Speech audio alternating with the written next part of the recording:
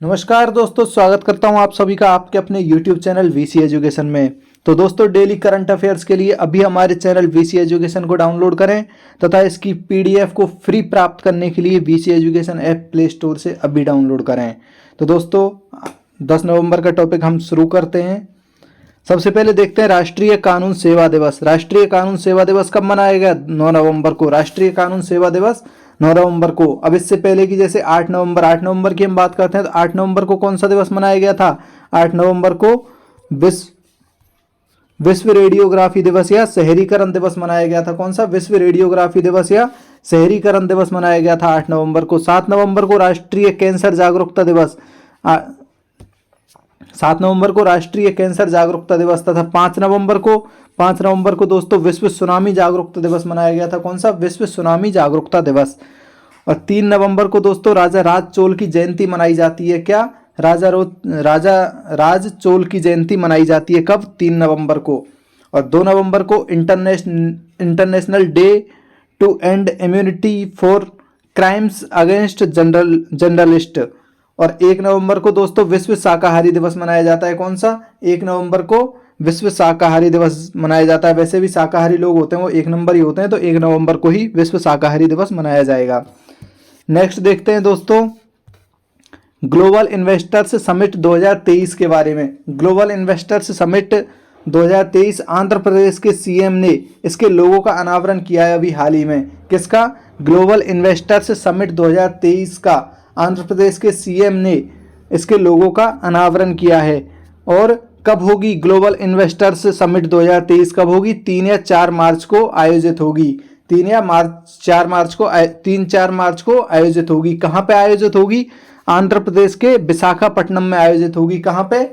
आंध्र प्रदेश के विशाखापट्टनम में global investors summit 2023 3-4 मार्च को आयोजित होगी।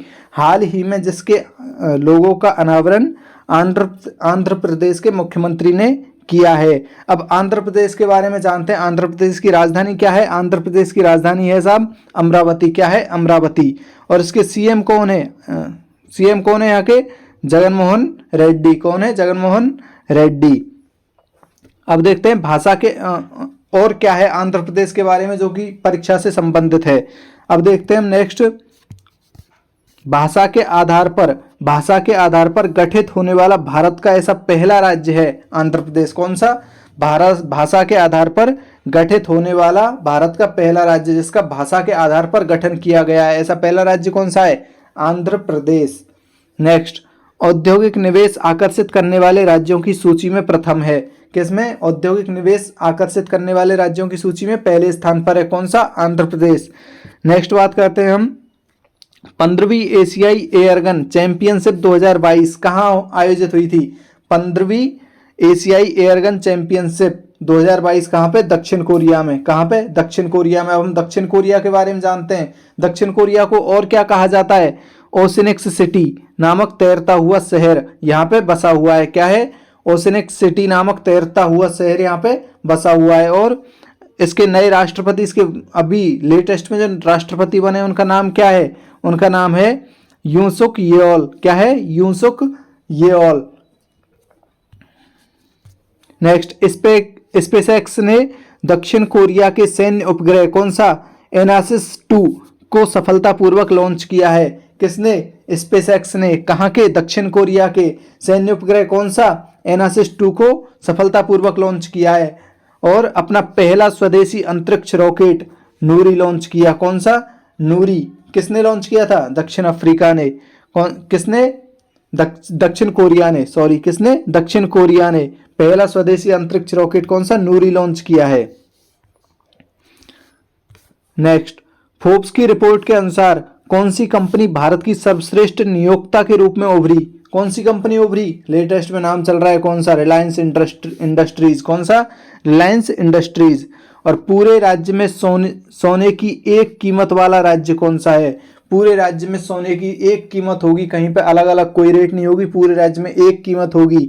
ऐसा कौन सा राज्य है जिसने पूरे राज्य में सोने की एक कीमत की है? वो है केरल। कौन सा? केरल। अब केरल के बारे में हम जानते हैं। केरल की राजधानी क्या है? तिरुवनंतपुरम। कौन सी? तिरुवनंतपुरम। यहाँ के सीएम कौन है? पिनरई विजयन। कौन? पिनरई विजयन। और सर्वश्रेष्ठ सर्वाधिक परिवहन सेवाओं के लिए केंद्र सरकार से पुरस्कार जीता। किसने जीता? केरल ने। किसके लिए? सार्वजनिक सर्वश्रेष्ठ सार्वजनिक परिवहन सेवाओं के लिए। इसकी परिवहन जो सेवाएं, सार्वजनिक परिवहन सेवाएं जो हैं उनको सर्वश्रेष्ठ बनाने में केरल का बहुत अच्छी भूमिका रही है, तो उसमें केंद्र सरकार से इसको पुरस्कार मिला है। किसको? केरल को।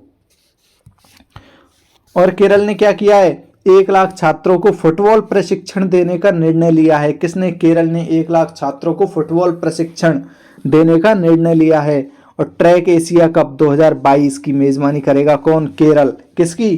ट्रैक एशिया कप 2022 की मेजबानी करेगा कौन? करेगा केरल। इसका स्थापना दिवस कब मनाया गया? इसका स्थापना दिवस मनाया गया है साहब हाल ही में 1 नवंबर को केरल का स्थापना दिवस मनाया गया है। किस रूप में मनाया गया? केरल पृथ्वी दिवस के रूप में इसका स्थापना दिवस मनाया गया है। नेक्स्ट बात करते हैं हम winning the inner battle. Winning the inner battle, इस पुस्तक के लेखक कौन है? इस पुस्तक के लेखक हैं शेन वॉटसन। और शेन वॉटसन कौन है? एक ऑस्ट्रेलियन क्रिकेटर हैं, जो कि पहले ऑस्ट्रेलियन क्रिकेटर थे, तो ये पूर्व ऑस्ट्रेलियन क्रिकेटर हैं। कौन? Shane Watson. इन्होंने कौन सी पुस्तक लिखी? Winning the inner battle. Bat से याद आ सकते हैं आपकी एक क्रिकेटर हैं, बैट से बैटल, बैट यानी बल्ला। नेक्स्ट उत्तराखंड। उत्तराखंड 9 नवंबर, और इसकी राजधानी क्या है? देहरादून। उत्तराखंड की राजधानी क्या है? देहरादून। इसके सीएम कौन है? पुष्कर सिंह। सीएम कौन है इसके? पुष्कर सिंह। अब क्या है इसके बारे में? रक्तदान अमृत महोत्सव में इसने उत्तराखंड ने दूसरे स्थान पर रहा है। क्या? किसमें? रक्तदान अमृत महोत्सव में उत्तराखंड कहां पर रहा है? दूसरे स्थान पर रहा है। और स्कूल स्वच्छता शिक्षा कार्यक्रम की पहल की है इसने। किसकी? स्कूल स्वच्छता शिक्षा कार्यक्रम की पहल की किसने? उत्तराखंड ने। उत्तराखंड का ब्रांड एम्बेसडर किसको बनाया गया है? ऋषभ पंत को घोषित किया गया है। किसका? उत्तराखंड का ब्रांड एम्बेसडर। और प्रत्येक जिले में एक संस्कृत भाषी गांव विकसित करने का निर्णय लिया है। किसने? उत्तराखंड ने प्रत्येक जिले में एक संस्कृत भाषी गांव विकसित करने का निर्णय लिया है। किसने? उत्तराखंड ने। प्रत्येक जिले में इसके में एक संस्कृत भाषी गांव होगा। नेक्स्ट, भारतीय मातृभाषा सर्वेक्षण किसके द्वारा चलाया गया है? गृह मंत्रालय के द्वारा। कौन सा? भारतीय मातृभाषा सर्वेक्षण किसके द्वारा किया गया? गृह मंत्रालय के द्वारा। नेक्स्ट, हाथी दत्तक ग्रहण योजना का अनावरण कहां पे किया गया? अन्नामलाई टाइगर रिजर्व तमिलनाडु में। कहां पे? अन्नामलाई टाइगर रिजर्व तमिलनाडु में हाथी दत्तक ग्रहण योजना का अनावरण। और राजधानी क्या है तमिलनाडु की? चेन्नई है। हाथी दत्तक ग्रहण योजना क्या है? एक योजना है जिसमें क्या किया गया है? हाथियों को एक तरीके से गोद लेकर उनके ऊपर जो भी खर्चा किया जाएगा वो यहाँ के द्वारा किया जाएगा, वो है हाथी दत्तक ग्रहण योजना। अब किसने की है वो? अन्नामलाई टाइगर रिजर्व तमिलनाडु ने। इसकी राजधानी क्या है? चेन्नई। और चेन्नई के बारे में और हम जानते हैं तमिलनाडु के बारे में क्या है? गिद्धों के संरक्षण के लिए पैनल का गठन किया है इसने। किसके लिए? गिद्धों के संरक्षण के लिए पैनल का गठन किया है। और पेगाट्रॉन ने चेन्नई में आईफोन का निर्माण शुरू किया है। किसने? पेगाट्रॉन ने चेन्नई में। चेन्नई क्या है? इसकी राजधानी है तमिलनाडु की। तो पेगाट्रॉन ने चेन्नई में आईफोन का निर्माण शुरू किया है। नेक्स्ट, किस देश की फिल्म आल्मा एंड ऑस्कर से IFFI की शुरुआत होगी? किससे? कौन से देश की फिल्म है आल्मा एंड ऑस्कर? ऑस्ट्रिया की फिल्म है। कहाँ की? ऑस्ट्रिया की। आल्मा एंड ऑस्कर से IFFI की शुरुआत होगी। अब IFFI क्या है? क्या फुल फॉर्म है इसकी? IFFI मतलब international film festival of India. International film festival of India IFFI कब होगा ये? 20 से 28 नवंबर 2022 को होगा। कब? 20 से 28 नवंबर 2022 से इसकी शुरुआत होगी। अबे हस्तशिल्प नीति 2022 जो कि अभी राजस्थान के करंट अफेयर्स के लिए तो बहुत ही ज्यादा महत्वपूर्ण है। क्या? हस्तशिल्प नीति 2022 राजस्थान, जिसका अभी शायद वनपाल की जो परीक्षा हुई थी उसमें भी एक प्रश्न आया था। यहां से कौन से राज्य ने लागू की है हस्तशिल्प नीति 2022? किसने लागू की है? राजस्थान ने लागू की है। पारंपरिक कला को पुनर्जीवित करने के लिए, किसके लिए? पारंपरिक कला को पुनर्जीवित करने के लिए। और पीएम मोदी ने मानगढ़ पहाड़ी को राष्ट्रीय स्मारक घोषित किया है। मानगढ़ पहाड़ी कहाँ पे? दक्षिण राजस्थान में। पीएम मोदी ने मानगढ़ पहाड़ी को राष्ट्रीय स्मारक घोषित किया है। भगवान शिव की दुनिया की सबसे ऊंची प्रतिमा का अनावरण किया है। कहाँ किया है? नाथद्वारा में। कहाँ किया है? नाथद्वारा में। भगवान शिव की दुनिया की सबसे ऊंची प्रतिमा। राजस्थान के नए डीजीपी कौन बनाए गए हैं अभी अभी हाल ही में? उमेश मिश्रा। किसको बनाया है? उमेश मिश्रा को। और पांचवा दक्षिण एशियाई भूविज्ञान सम्मेलन कहाँ आयोजित होगा? जयपुर में। कहाँ पे? पांचवा दक्षिण एशियाई भूविज्ञान सम्मेलन जयपुर में। राजस्थान हाईकोर्ट के 40वें न्यायाधीश कौन है? हाल ही में बने कौन? पंकज मित्तल। 40वें न्यायाधीश कौन है? पंकज मित्तल। 2022 के लिए बेली के ऑक्सफोर्ड मेडल से सम्मानित किया गया। किसे सम्मानित किया गया? 2022 के लिए बेली के ऑक्सफोर्ड मेडल से किसे सम्मानित किया गया है? डॉक्टर सुभाष बाबू। किसको? डॉक्टर सुभाष बाबू। नेक्स्ट, तोकू एमोंग बर्ड काउंट की मेजबानी कौन? नागालैंड करेगा। कौन करेगा? नागालैंड। किसकी? तोकू एमोंग बर्ड काउंट की मेजबानी। और नागालैंड की राजधानी क्या है? नागालैंड की राजधानी है कोहिमा। क्या है नागालैंड की राजधानी? कोहिमा। तोकू एमोंग बर्ड काउंट क्या है ये? इसकी क्या होगी? पक्षी दस्तावेजीकरण कार्यक्रम। क्या होगी? हिंदी पक्षी दस्तावेजीकरण कार्यक्रम। कहाँ पे होगा? नागालैंड में। नागालैंड की राजधानी कोहिमा।